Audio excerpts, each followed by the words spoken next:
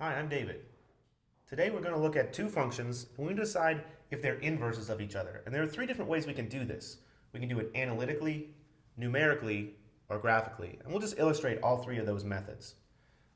Okay, the first one, analytically. Two functions are inverses of each other if this is true. If f of g of x equals x and g of f of x equals x. If both of these two statements are true, then the functions must be inverses of each other. So let's check. Let's find f of g of x. Let's see. F of x is up here. So what does this mean? This means that everywhere there's an x, I'm going to replace it with g of x. So I've got 5 times something plus 1. If this were f of x all by itself, then I'd put an x in here, but it's not f of x, it's f of g of x. So instead of an x in here, I'm going to put in g of x, and g of x is really x minus 1 over 5. Now my hope is that this actually equals x, but we'll have to see and do a little algebra to see if this works out. When I simplify this, I get, let's see, these 5's cancel out, and I'm left with x minus 1 plus 1, and sure enough, that equals x, just like I was hoping. Okay, now technically in order to be an inverse, both directions have to be true.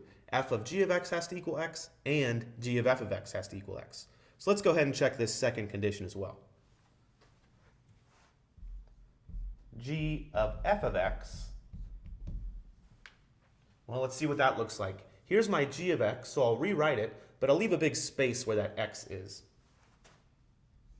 So something minus 1 over 5.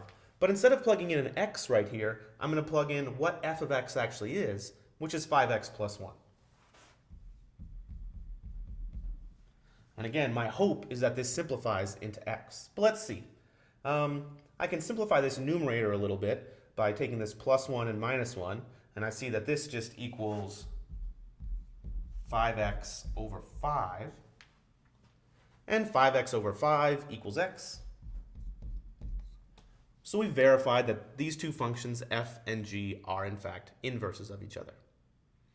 Okay, so that's the analytical method. That's enough, but let's show a couple other methods just to be clear. The same result has to be true, but let's show it numerically. And basically what that means is let's plug in a bunch of numbers and see if this fact holds true. So I need to pick a bunch of values of x, find f of x, find g of x, and then find f of g of x and g of f of x. My hope is that these two columns, f of g of x and g of f of x, will be the same as this column, will be the same as x. Then this result will still be true. So let's just pick some. You could pick whatever numbers you like. I don't know, let's go in numerical order. How about -2, -1, 0, 1, and 2? You could pick more, you could pick different ones, but this is a good choice. These should be pretty easy to plug in. I won't show you the work for all of them, but I'll show you the work for a few of them. So let's plug into f of x. So here's f of x right here. So let's find, for example, f of -2. F of -2 is 5 times -2 plus 1. 5 times -2 plus 1, that's -10 plus 1, which is -9. You can see it'd be pretty tedious if I went through this whole chart in that much detail. So let's kind of see a pattern here. What if I plugged in -1? Well, I'd have this exact same thing, except these would be -1s. And the other thing that would change is this 10 would, instead of being a -5, or instead of being a -10, would be a -5. And this would be a -4. So it would increase by 5. And that's actually what happens every time. If I plug in 0 into this, I get 1. If I plug in 1 into this function, I get 6. And if I plug in 2 into this function, I get 11. Okay, Now let's do the same thing for g of x. G of negative 2. This says take negative 2 and plug it into your function g. Well, this is negative 2 minus 1 over 5. Negative 2 minus 1 is negative 3. So this is negative 3/5. Okay, let's see what would happen if I replace that negative 2 with, say, a negative 1. If I did that, then all that happens is this numerator right here increases by 1. If I increase this x by 1, the numerator increases by 1. So my next value would be negative 2/5. And you can see as I increase x, my numerator is just going to go up by 1. So I'd have negative 1/5, 0/5, or 0, and then 1/5. Okay, now comes the kind of tricky part. I want to plug in g of x, so here's my g of x, into my original function f. All right, so this is going to take a little bit of work. Let's see. I've got 5 times x plus 1, but instead of x, I want to plug in this negative 3/5. I'll show you one step right here, and then I'll fill in the rest of the chart. So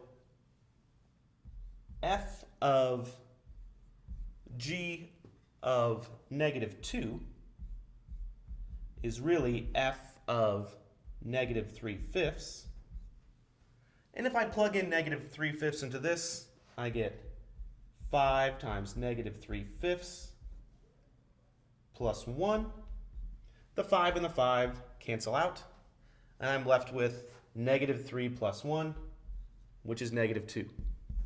Okay, we just did a lot of little arithmetic, so let's not get lost in the forest here. So this negative 2 is exactly the same negative 2 that I'm supposed to get. Right? I'm supposed to get back a negative 2 here. When I plug in into this function, I'm supposed to get exactly x. So f of g of x is supposed to be x. So that is verified there for that one number.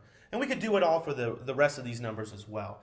Let's just pick one more. Let's plug in 0. That's not too hard. So when g of x equals 0, let's plug in this one. If I plug in 0 into f of x, I get 5 times 0 plus 1. 5 times 0 is 0, plus 1 is going to be 1. And again, this one is the same as that one. And you can check on your own that the rest of these would match up. This one ends up being negative 1, this one ends up being 0, and this one ends up being 2. But just like in this case, we've got to check both directions. We've got f of g of x, and now we have to check g of f of x. So I've got to figure out what g of f of x is. I'm running out of space here, but I'll do a little bit over here. If I do g of f of x, let's plug in this negative 2 again. This value right here will be g of f of negative 2. Well, we know what f of negative 2 is. We found that. F of negative 2 is negative 9. So this is g of negative 9. And if I plug in negative 9 into g of x, I get negative 9 minus 1 over 5, which is negative 2. And again, that's exactly what I would expect. I would expect to get back negative 2. If you plug in all these values, you'll end up getting negative 1, 0, 1, and 2. So we've checked at least for a couple of these values numerically that x really is equal to f of g of x is really equal to g of f of x. Okay. So that was kind of the cumbersome way. The last way is graphically. What does it mean for two functions to be inverses of each other graphically? Well, let's sketch a picture of these two functions and see how they relate. F of x equals 5x plus 1. That has a y-intercept of 1 and a slope of 5. So I'll go over 1 and up 5. And it's this straight line right here. It's supposed to be a straight line. That's f of x. Now let's look at g of x. G of x, I'll probably rewrite it just to help me out a little bit. This is the same as 1/5 x minus 1/5. Sometimes it's nicer to write these functions in slope-intercept form so I can draw a picture. This has a y-intercept of -1/5, right here-ish, and it's got a slope of 1/5. So you could either go up 1/5 and over 1, or you could go up 1 and over 5. I'm going to go up 1/5 and over 1 because that's a spot right there on the axis. And I'll draw this line.